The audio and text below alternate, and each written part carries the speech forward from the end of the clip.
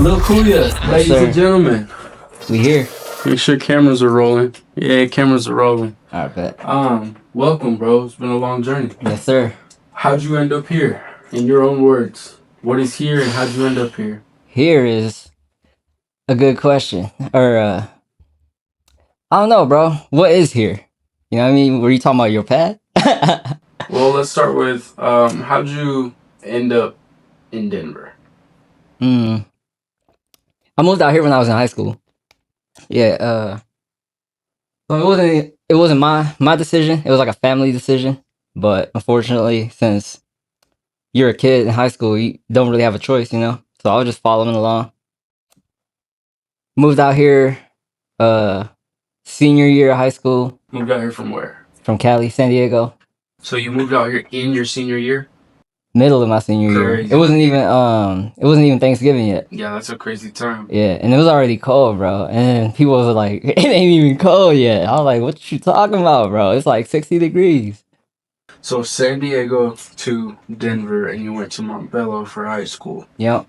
So did you feel like it was similar culturally, or did it feel different? Like, as far as like the people you saw, the color of people, the background, shit like that? It was definitely similar. Yeah, just because like where I was at in San Diego, it was a lot of, I mean, there really wasn't no white people, honestly. Like I had one white homie when I was a kid, and you know what I'm saying? It's crazy because at that time that you moved, I can say for sure that essentially we only have like a 3% black population in Colorado. Like as far as African American might be a little different. Okay. But being African American, there's only about 3 to 5% of total Coloradans that are black. So you moved to the one part of the state where all the black people are. And I've lived there, you know, so I've been a part of it. But it's just interesting how you came from a black environment and came to the smallest subset of a black environment that we have. Yeah. It was it was crazy because like in my school, like I was walking to school and stuff. So like my first day, it was just like, oh shit, hold up. Like it didn't even look like I was going to high school for real, because it looked like everybody was just grown. And it was like you could tell like everybody like hopped off the porch like mad young, like. So I'm like, god damn, like is this a fucking school or like what the fuck is this shit? You know what I mean? So yeah, the Bellas were rough back then, and I'm a little bit younger than you, but we lived there around probably the same time, and the Bellas were definitely rough for a while. They're a fun place to live now for all the newfound. Shit, ain't the same now. Yeah. So before Montbello, before San Diego, where did you live? How'd you get to Cali? Shit, I was in the Philippines before San Diego. You were where? In the Philippines. The Philippines? Yeah. Is that like one city? Or like nah, the country, bro. Where in the Oh, so where I was at in the Philippines, it's called Rosales. Yeah, and it's basically like this. It's crazy because like it's a countryside. It's like, so I basically like, if you compare it to like to the United States, it'd be like on some, I don't know, like some Memphis or like Atlanta type shit. You know what I mean? Like on some countryside like that. So I was very new to like coming to San Diego because it was like such a big city. Because even coming to Manila, like from Rosales to Manila, it would be like, oh shit, everything's huge. There's like skyscrapers everywhere. And then if you think about it, bro, skyscrapers in Manila compared to like in the United States, like they're a lot smaller. Yeah, so coming to San Diego, I was like, oh shit, like everything's huge. You know what I mean? Everything was like a culture shock. So the big capital city close to you is Manila? I wouldn't say it was close to me, but that's where I was born. Oh, okay. Yeah. I see. But that's the capital of the Philippines, though. Got it. Yeah. What's something about the Philippines that Colorado people would never understand unless they saw it, like unless they lived it up front and personally? Oh man, it's really. I feel like there's really no laws out there, bro. Like you could literally be doing whatever. Like I'm gonna tell you this. Like I remember, my dad giving me some money when I was like 7th grade, and it was probably like 5 bands, like in pesos though. So like we use pesos as currency in the Philippines. But he gave me 5 bands, and then I spent that gambling as a 7th grader. And then when I tell you like this is like the casino type shit where it's like grown men gambling. I'm that little 7th grader over there gambling, and everybody looking at me like, what the fuck? You know what I'm saying? Yeah. Okay, before you move on though, you said pesos, and there's so many comparisons and parallels drawn between Philippine culture and Mexican culture, or Spanish culture at least. Why is that? Do you know, like, if there's like history behind that? Yeah. So it's basically because like, so the Philippines was colonized by the Spaniards and the Japanese folks back in the day. So there's a lot of people that in the Philippines that will either look hella Japanese or hella Mexican, and you know what I mean? And then so we just take a lot of that culture from the Spanish side, I guess. Like a lot of our words are still Spanish. Like baño, like zapatos, like shit like that. It's like different spelling but same meaning and same pronunciation and shit, you know?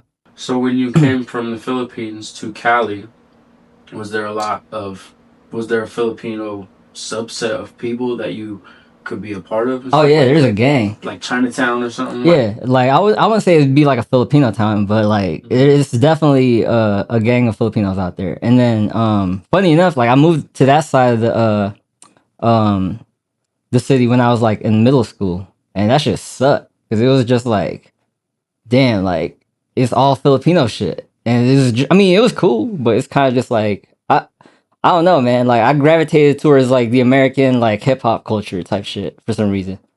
And you know what's crazy is like if you go to the Philippines, like a lot of the popular mainstream shit is like American culture too.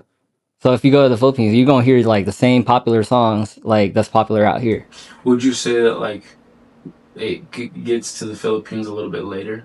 Hella. Yeah, they're like 2-3 years behind type shit. Yeah, I mean now it's a little bit closer though, just because like social media, like TikTok, Facebook, and all that. Yeah.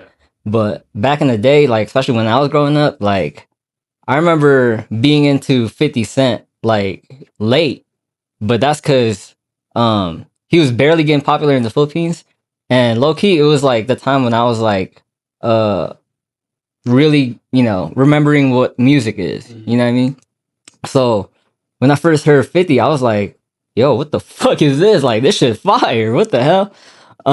And cause so when I first heard 50, like my cousins came over from the States and they were visiting and shit. And then I was like, hey, I was showing them like all the hip hop, Filipino hip hop that I was listening to. And they were like, man, this shit whack. Like, and then they put me on some like 50, Dre, Tupac, and I was like, oh damn, yeah, nah, this shit fire. So, and those are your cousins that you said they were raised here? Yeah. Well, no. They was raised in the Philippines, but like they moved out here too. They had moved earlier than you. Yeah, type shit. Type shit. They had more adjusted. Yeah. So as far as Americans or Americanized people, what's something that they assume about the Philippines that's just not true? What are you talking about? Like the general public type shit? Yeah, is there like a stereotype you face in America about when people hear that you're Filipino? Yeah, I mean, I feel like people automatically assume like I'm good at school or like I could sing, and it's like I'm not that Filipino, unfortunately. Do you ever feel like you still belong in the Philippines? Hell yeah. I mean, I feel like I don't know, bro, because I feel like I stand out, but low key, like we're in the generation now where it's like you go to the mall and then you gonna see people that are like looking fly, looking like they straight off of TikTok. And it's like, you know, if you go in the Philippines, like shit, if I come in there looking like this, like I feel like I fit in, you know what I mean? But if I come a little more like flashier, like that's when I'd be like, oh shit, like who is like, or scratch that. I feel like once they start hearing me talk, that's when they're gonna be like, oh yeah, he's not from here. Cause like, I don't know. I feel like I don't got that Filipino accent, I guess. So if you hadn't left the Philippines, what do you think your life would look like right now? Ooh, good question, bro. I feel like I wouldn't be doing what I'd be doing right now. Like I wouldn't be chasing music. Like I'd be gambling. Dead ass. Running through bands at the damn casino still. Shit. Yeah, no, that was pretty bad though. Cause before I moved back, cause I was in the Philippines for like a good I want to say 6-8 months, and I was out there for school and everything, and I was just such a badass kid, bro. It was crazy. Like it was to the point where I wasn't even in school. Like, and then when I would show up, like I remember getting a C, or my teacher talking about, "Oh, I'm gonna give you a C," and I'm like, "Bet." And then I was sitting in the back of the class, because if you're a kid out here and they tell you like you gonna get a C, I'm like, "All right." So I was like, "All right, bet." The whole class turned around. They was like, I'm like, "What?" It's a C. Like it's not like I'm failing. You know what I mean? And but yeah, it was just crazy how like they look at school a little bit differently out there. And I was just never in school. I was like learning how to break dance. Like it was kind of crazy. Yeah, I ended up meeting like a group of kids out there that was like they was kind of like I won't say a gang, but you know what I mean? Like when you a kid like that, like you click. Yeah. So you're breakdancing. How does that lead into wanting to be an artist? Shit. Having some shit to say, man.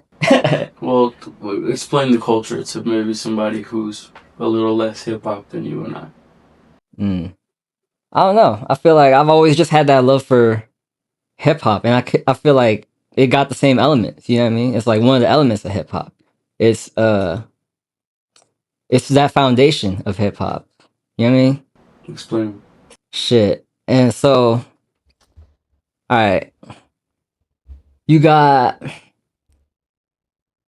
b-boying, breakdancing. You got DJing, MCing, and I don't know if this is the right one, but I want to put graffiti in there. Yeah, so it's kind of like, it kind of just tied into it. And I feel like I've always just had my life revolving around hip hop. And, it was kind of just like, oh, you know what it is? I'm going to tell you the exact moment where I was like, hold on, I could be a rapper. What the fuck? So when I was in high school, I got my heart broken and shit, right? Who did it? That'll do it. Yeah, that'll do it. And I just had so much shit to say. And then I was just listening to like this sad breakup song from this dude, like local dude. And he was another Filipino dude. You know what I mean? He was like 18, 19. So he was blowing up locally. Mm-hmm. And I was just like, hold up, what the fuck? Bro's just like me. So it's kind of like, if he could do it, like, why the fuck can't I do it? You know what I'm saying? So it's kind of like, all right, let me go hit the studio. Well, I didn't know nobody for the studio, so I was just using the homie's little Guitar Hero mic. Okay. Yeah, I use that, and then don't know about the hell no, Rock Band mic. Yeah, they don't know about no Audacity, fucking Mixcraft, bro. Like that's what I was on, like when I was recording. So actually, low key, Mixcraft's still kind of popping right now. No way, bro. What the fuck? In some circles, Mixcraft is the shit. But hey, hella remind me of like Pro Tools though, like how it looks, like the layout. All right, so speak on that for a second. What's your DAW journey? What do you know about DAWs? What's your favorite DAW? What do you struggle with in your DAW journey? I'm struggling with all of them. Fuck. Oh shit, my bad. Fuck, my bad. But what are you using right now? Right now I'm using Pro Tools and FL. Well, for making beats, I'm using FL. Mm-hmm. Yeah. What kind of Thanks to you, bro. Appreciate everything, bro. All right, I'm which camera I'm looking at? Whatever. All right, bet. So I am like all of my beats right now is fire just because of this guy right here. Like he gave me all the tools and like gave me the knowledge to like fucking make these fucking fire ass beats, bro. This nigga stole my template. You gave me your template. Shut your ass up. Stole my whole drum kit. Hell no. Like 200 gigs of drums. This nigga stole it and put it on his computer. Yeah, so, but I'm giving you credit though. You know so when y'all hear my beats coming out, just know that I had to. It was actually his beat, but I took all the publishing on it. Hell no. So when did this music thing become more serious for you? So if you're making your own beats and you're running a DAW, it obviously is kind of serious too at some point. When did it become more serious? You said you saw the guy doing his thing, right? Yeah. Like you were like, okay, that looks like me. That could be me. But like, when did it become one level up? Like, okay, I need to make money. I need to market myself. I need to do music videos. I need to do shows. Shit. Talking to you? Oh shoot. I mean, no, you. But how'd you find me? Shoot, just working with you, honestly. No, you found me already in the studio.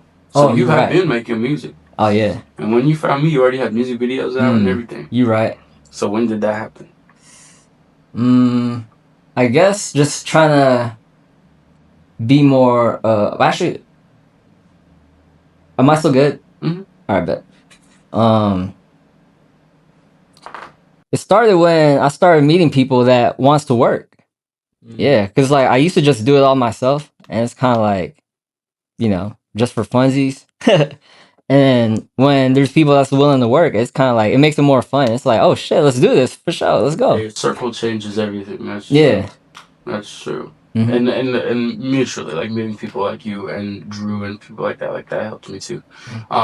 So meeting people who wanted to work is cool, but meeting the people there's also people you see that might inspire you, but necessarily y'all didn't like cross paths to work together. Who inspired you from like the city out here to want to like get focused in the scene? Shit, Trev, for sure. Of course. Yeah, and that's from back in the day too. No, I mean everybody who grew up here is gonna say Trev. Oh yeah. He knows he's a music target for right. Not even target, like just he knows he's an inspiration to all of us too, right? So who else besides Trev? Shit. I would say S Gage for sure. Keep going. We all know I'm the guy. Oh man. Finesse B. That's a name we haven't heard in a while. Yeah. Tell us about Finesse B's run. Finesse B's crazy, man. Like he going on a crazy run right now. He's pretty active on Instagram right now. Okay. Yeah, and yeah, he's always dropping like some heat. He's like I could always rely on him to be like, oh yeah, this shit gonna be fire. Like before I even press play. Like this shit gonna be hard. You know what I mean? And like music videos always fire. Yeah, he hard. Who's you were mentioning somebody else too. Give me one more person from the city. Oh, Brazy. Shout out to Brazy. Yes, sir. Brazy was running around with Neon yesterday, stream sniping his ass. Yeah, fuck. Everybody was trying to catch Neon yesterday, bro. Fuck. I mean, I was in here asleep. Shit. Like, oh yeah, I was surprised I didn't see you. What the fuck? I'm a grown man. I'm cool. Shit. But yeah, Brazy's melodies is top tier, bro. Fuck. Artistically, he's somebody I look up to. For sure. And like his lyrics is just like, god damn. I remember, there's one song he got where he was like, I want to stare into an op and watch his soul leave. And it's like, the way he's saying that, bro, and like, god damn. Brazy's crazy. He has a really cool texture to his music. Oh, yeah, for sure. What's something you feel like you want to see more from the city in the next few years so that we can all succeed or touch the next level? Like what's an accomplishment that the city needs? I feel like we need more organic collaborations, because I feel like a lot of people are just linking up for clout, you know what I mean? So it's kind of like, oh shit. What does define organic? Where it's kind of like, oh, I really fuck with your music, you know what I'm saying? So it's kind of like, all right, bet, let's work. Not just like, oh shit, let me go hop on this dude's song just because he popping right now. And it's like, you didn't even know bro charges like 500 to 1,000 or whatever. You know what I'm saying? So it's like... And I'll add to this point. Like, when it comes to like working organically, like he's saying, there has to be a mutual benefit to people working. Like you can't punch up too far when you're trying to get features and stuff, or you're going to be paying. If you don't want to be paid, your level has to be matching, or you have to offer them something of equal or standard. You know what I mean? Okay, yeah, I get that. So then it also comes to the idea that's like, okay, when you say organic, what I first think of is like, okay, everything should be cooked from scratch, like organic food. Meaning there should not be no YouTube process. Oh yeah, everything should be licensed. Every person should have their ASCAP or BMI shit figured out. They should have their their pro. They should have their distributor all set up, and everybody should be credited. All the beat makers, there shouldn't be too many. You know what I mean? Like things like that. When people say organic and they're linking up to really do real work that's gonna last, you gotta treat your art like a treasure that's gonna last. But that's what I mean by organic too, though. You gotta treat it like a treasure, where it's kind of like, all right. you can't just be like, oh, I'm gonna work with this dude just because he gave me a band, and bro's music's trash, and it's kind of like, you know what I mean? Mm-hmm. So it's kind of like if you're paying like a band for something, like it gotta be at least like, oh shit, like it's on that level, you know what I mean? And that person that's getting paid gotta be like, oh shit, I actually do fuck with your music, so that's why I'm gonna work with you, not just because like I'm only working with you just because you gave me, you know what I mean? And they'll offer like their best art if they actually like the music. Yeah. Like I've been paid to do features that I didn't necessarily like the song, and I'm glad I did it because I moved into another lane creatively. But realistically, I didn't like taking the money because I knew I wasn't giving my best self. Right. You know. Yeah. What kind of features would you pay for? Name some names if you could collaborate and pay some money in the city. Who's worthy of being paid for a feature at your level right now? At my level, man, I don't know, man, because I feel like I'm at the bottom of the level. You know what I mean? So it's kind of like I'm not gonna pay nobody if you on my level, like of I don't want to say success, but like. But if you're paying, right, then obviously you're swinging up. Oh yeah. Right. So it's like at the level you're at, who are you swinging up to? Shit. I pay for like a Troy Good feature. Valid. I feel like that's that'll make. And why? Like let's give the real reason. And Troy Good's got what that you don't have? Like he's been building organically in Colorado, and he's been like a staple in Colorado like the past couple years. And you know, since I'm an artist in Colorado, I feel like that only makes sense for me to like, you know, work with someone that's one of the pillars of Colorado.